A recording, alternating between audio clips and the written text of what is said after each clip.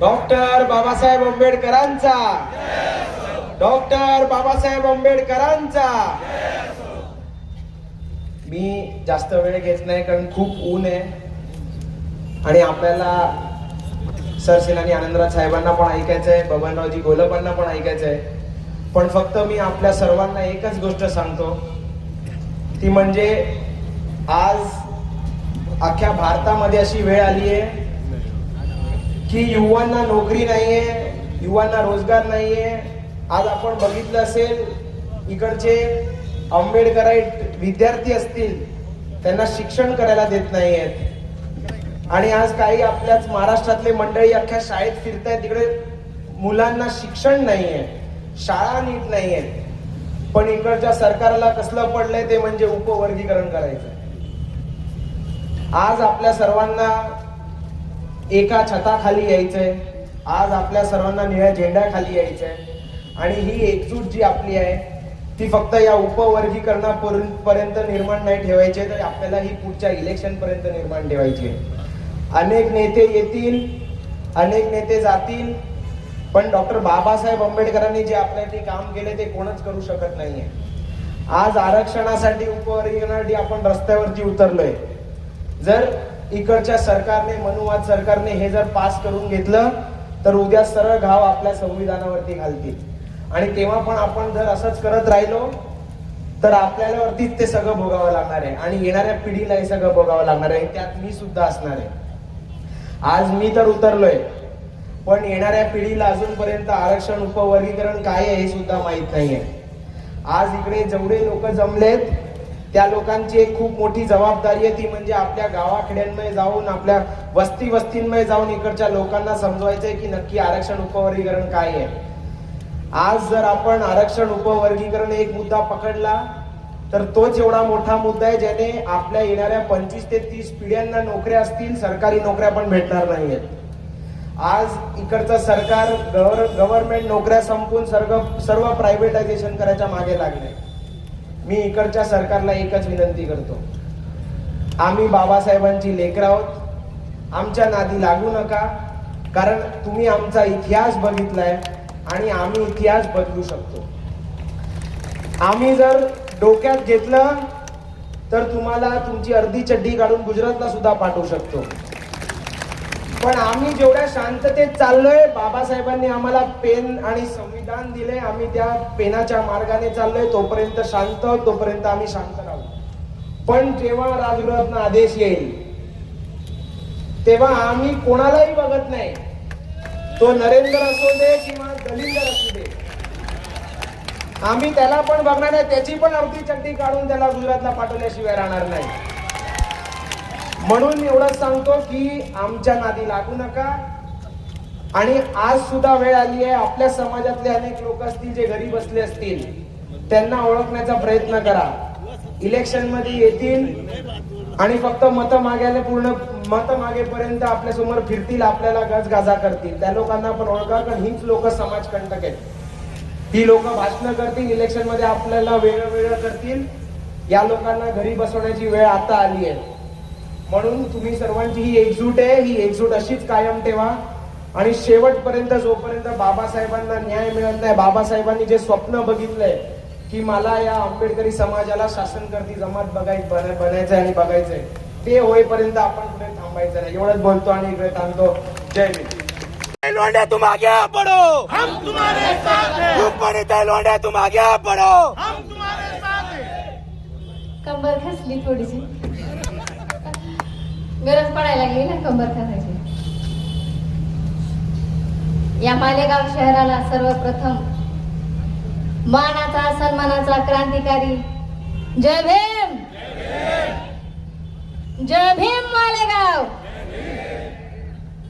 जय भीम. रक्तातून, नसातून, हृदयातून असं सळसळ सळसळ रक्त झालं पाहिजे जय भीम म्हणताना.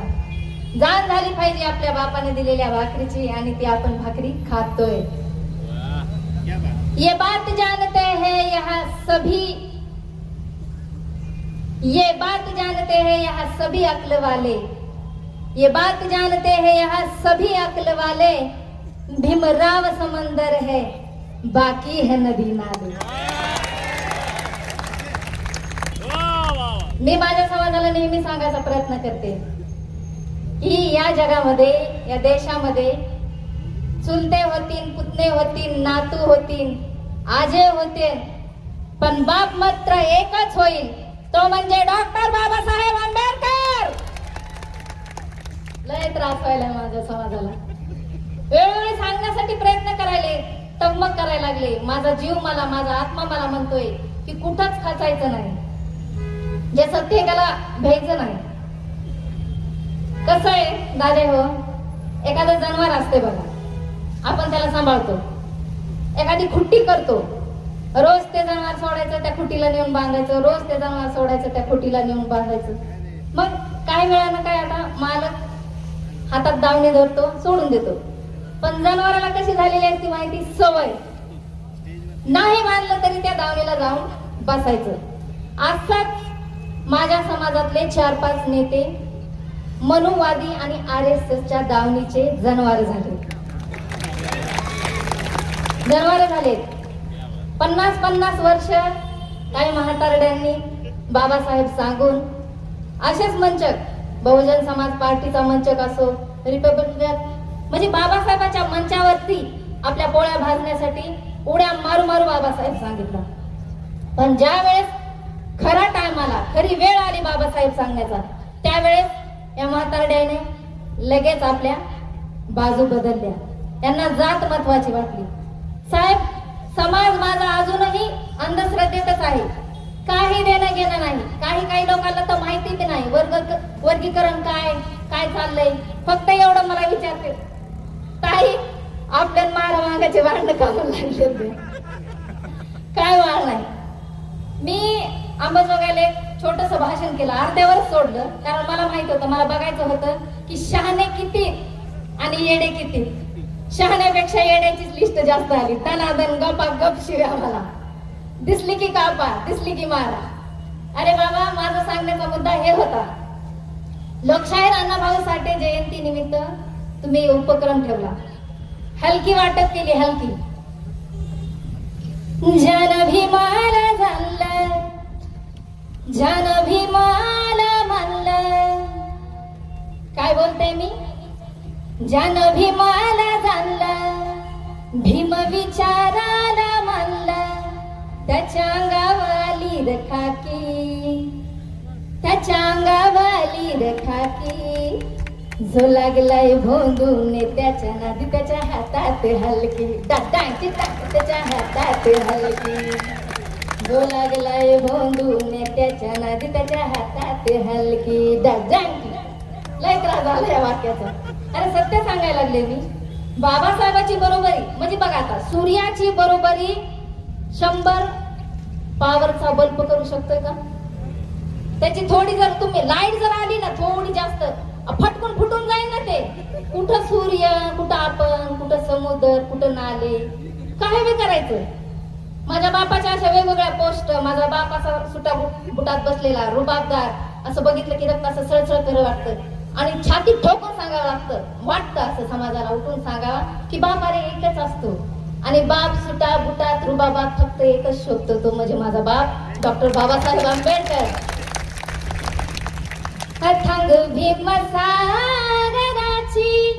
मोज तारला रुंदी, अथांग भीमसागराची मोज तारला रुंदी, विचारा त्यात म्याला, विचारा त्यात म्याला, श्वासाला पण होती बंदी, विचारा त्यात म्याला, श्वासाला पण होती बंदी. खरी गोष्ट तुमच्या आत्म्याला विचारून बघा ना, श्वास घेत होतात पण गुलामीचा. एक जणानं भाषण लय कडाक्यात केलं, नातेवाईकानं, नातेवाईक आहे बरं का ते, ओरिजिनल रक्त नाही ते. एका नातेवाईकानं भाषण केलं, काय काय माहिती का, स्टेजवर जाण्यासाठी कोणाला पाणी प्यावं लागतं, कोणाला चहा प्यावं लागतं, कुणी कुणी कोऱ्या थांबते आणि स्टेजवर जाते. तसा एक जण कोरीस घेऊन स्टेजवर जातोय, त्याला घेण्यात नाही, अक्कल नाही, रुबाब, थाट, बूट, सूट, कोट सगळा माझ्या बापाची भीक आहे. डॉक्टर बाबासाहेब आंबेडकरांच्या समाजाची देण दिलेल्या त्या घरात राहतोय आणि तोच स्टेजवर बोलतोय. काय बोलला? आम्हाला बाबासाहेब चालते पण महार चालायचे नाही. अरे रे रे रे रे, सुनते मेरा तो खूनच खोल गया ना. सळसळ रक्त झालं ना माझं. बाबासाहेब चालतील, महार नाही चालायचे. अरे ज्या जातीत माझा बाप जन्माला आला, डॉक्टर भीमराव आंबेडकर, ज्या जातीत माझा बाबासाहेब जन्माला आला, त्याच्या जन्माच्या येण्यानं तुझ्या माझ्या गळ्यातलं गाडगं गेलं. तुझा माझा समाज कुठंतरी गावाच्या बाहेर वड्या खोड्याला पडून होता. अरे तुझ्या आया बाया विचार पूर्वजायला तुझ्या इतिहासात चाळ पानं नुसतीच क्वार्टर हाणून पुढे जाऊ नको, घरी गेला असतील. समाज सध्या जगवायला लागलाय. एक दिवस असं होईन पिल्ल्या, धोबीचं कुत्र घर का ना गाठते. अगं माय गे, किधर जाऊ, इधर जाऊ के उधर जाऊ, इकून तर हाकललेलेच आहेत. त्याला माझं एकच सांग नाही की पिल्लू, बिना पाण्याची क्वार्टर घेऊन स्टेजवर काही बोलायचं नसतं. महार समाज आहे म्हणून आपण आहोत. ह्या महार समाजामुळे आज स्वातंत्र्य आहे. जर महार समाजच नसता, बाबासाहेबाचा जन्म झाला नसता, तुझ्या बुचनातला झाडू निघलाच नसता. बुचनातला, कंबरेला म्हणत नाही मी, कंबर शब्द सोपा सुंदर वाटतोय, बुचन म्हणते मी. त्या बुचनातला झाडू तुझ्या निघलाच नसता. तुला वाकून जोहार जोहार. नाहीतरी ह्यांना सवच आहे, काही जणांना, सर्वांना नाही, काही जणांना आहेच. काय एक तर काय करतोय, एक जणांना काय केलं, पुणे नागपूर रॅल्या काढते चलते आणि त्याचे कार्यकर्ते पुढं, जागा रे बाबा हो, आपला बाप आपल्यासाठी बिना चपलाचा चालायला लागलाय. उपकार करायलाय का? 1.5 दिवसात दिसायला आहे बाप तुम्हाला, 1.5 दिवसात दिसायला तुम्हाला नेता. आतापर्यंत कोण होत? आम्हाला आतापर्यंत आमचा एक जणांचं काय टाकलं, आमच्या समाजाला पक्षच नाही, हे बिना पक्षाचाच. मग आतापर्यंत काय करीत होता? हे स्वतःच्या पोळ्या भाजीत होता होय, ह्या स्टेजवर त्या स्टेजवर. आणि एक जण म्हणला, बाप आमच्या बापानं, आमच्या नेत्यानं 50 वर्ष घातलेत आमच्या समाजासाठी. आणि तुमच्या समाजासाठी नाही, त्याला माहिती समाज अडाणी, समाज शिकलेला नाही, अंधश्रद्धेत आहे. साहेब यांना एवढी समाजाची कळकळ वाटत होती ना, ते यांनी समाजामध्ये फिरायचं होतं. बंधूंनो, ज्या लोकात आपण राहतात का, त्या लोकांची नस ना नस आपल्याला माहित असते. मी माझ्या समाजाला नाव ठेवत नाही, त्यांचं शिक्षण पूर्ण नाही झालेलं, 10वीच्या 12वीच्या पुढे विद्यार्थी नाही. मी तरी कशी म्हणू माझ्या समाजाला आरक्षणाची गरज आहे? मला कळतंय, जाणीव होती मला की माझा समाज 10वीच्या पुढे जातच नाही. विद्यार्थी माझ्या 10वीच्या पुढे नाही, तुम्ही कशी म्हणून महाराण खाल्ले? म्हणू शकत नाही. अरे तुम्हाला एवढी समाजाची कळकळ होती ना, तर तुम्ही समाजामध्ये शिक्षण, शाळा, संस्था, मराठी शाळा बंद पडायल्यात, त्याच्यासाठी काहीतरी करायचं होतं. हे उठले, फक्त ह्याचा डोळा मातांग समाजाच्या मतावर, हितबीत काही नाही. फक्त मातांग समाजाला गोड बोलायचं, याचं मत घ्यायचं, याच्यासाठी ह्याचे प्रयत्न आहेत. पण मला तळमळून वाटतंय की खरंच बुद्ध समाजाचा हात जर मातांग समाजाच्या डोक्यावरला निघला तर मातांग समाजाचं काही खरं नाही. कारण महार आहेत, आपण आहात. वेळोवेळी महार समाजानं आपल्याला आपलं केलेलं आहे. महाराशिवाय मी तर म्हणते, बाबासाहेब महार जातीचा जन्मच झाला नसता तर अजूनही आपल्याला जोहारच म्हणावं लागलं असतं. जोहार माय बाप जोहार. म्हणून मला वाटतंय मातांग समाज कुठंतरी भटकलाय, 4-5 डोक्याने त्याला भटकाय लावलं. आणि विशेष म्हणजे फडणवीस साहेबांना माझं या मालेगाव या ठिकाणाहून रुक्मिणी लोंढेचा असा खणखणीत फडणवीस साहेबांना मी आतापर्यंत बोलले नाही. जर एक अभिजित दिपके दिल्लीचं शासन हलवू शकतं, तर महाराष्ट्रामध्ये एक रुक्मिणी लोंढे तुम्हाला पुढची सोडाय मजबूर करीन. साहेब तुम्ही तुंप पोळी खाता. तुम्ही काय खाता? तुंप पोळी. तुम्हाला ढेरी भरपूर आहे, तुम्हाला पळा यायचं नाही. त्याच्यामुळे महाराच्या नादी लागू नका, माझ्या बाबासाहेबाच्या संविधानाच्या नादी लागू नका. आहेत असेच राहा. लाडक्या बहिणी योजना काढू बाया घर पेटून सोडली. 1500 रुपयासाठी बायको नवऱ्याच्या बोकांडीवर बसती. घरात 12 वाऱ्या लावल्या. वर्गीकरणाचा विषय आला. आताची खेळणं आमचा मातांग समाज दिसायला लागला. आता आमच्या मातंग समाजाचे पुढारी होईलेत, आमच्या मातंग समाजाच्या नेत्याला घरं द्यायलेत, मातंग समाजाला जवळ घ्यायलेत, मातंग समाजाला वज्र मुठीत घ्यायलेत, मातंग समाजाला कट्टर हिंदूवादी मातंग म्हणायला लागलेत. आताशी 2026 ला आतापर्यंत झोपलेलेच होते हा हे बंधू सगळे. तर माझ्या मातंग बांधवांना माझं नेहमीच सांगणं आहे, मी तुम्हाला ट्रोल करीत नाही, शिव्या देत नाही, घाण बोलत नाही, कारण मला माहिती माझा समाज अडाणी आहे आणि अडाणी समाजाचं नेतृत्व करणारे 4-5 जे पुढारी आहेत, म्हातारे झालेत बिचारे, बुद्ध्या भ्रष्ट झाल्यात त्यांच्या. मला वाटतं त्यांनी कुठंतरी असं लांब काशी यात्रा वगैरे काय करायचं, समाजाचं नेतृत्व करू नये. तर बंधूंनो, मालेगाव या ठिकाणी मला सर्वांनी बोलवलं, बोलण्यासाठी थोडासा वेळ दिला. सगळ्याला मानाचा सन्मानाचा एकदा क्रांतिकारी जय भीम, जय भीम मालेगाव.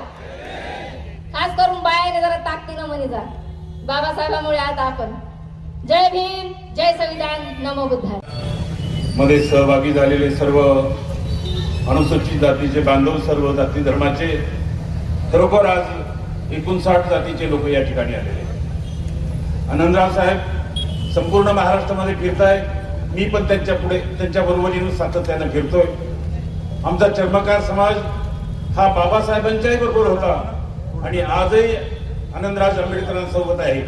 आम्ही तन मन धनाने या समाज तुमच्या पाठीमागे ठेवलेला आहे आणि याच्या पाठीमागचं कारणच असं आहे, या उपवर्गीकरणाबद्दल अजून ग्रामीण भागामध्ये तळागाळामध्ये जास्त माहिती नाहीये. हे उपवर्गीकरण जर सुरू झालं तर आपल्यामध्ये भांडणं निर्माण होणार आहे. म्हणजे बौद्धांमध्ये भांडणं सुरू होतील, चर्मकारांमध्ये भांडणं सुरू होतील, मातंगांमध्ये भांडणं सुरू होतील आणि एकमेकाची दुश्मन आपल्याला करायचं.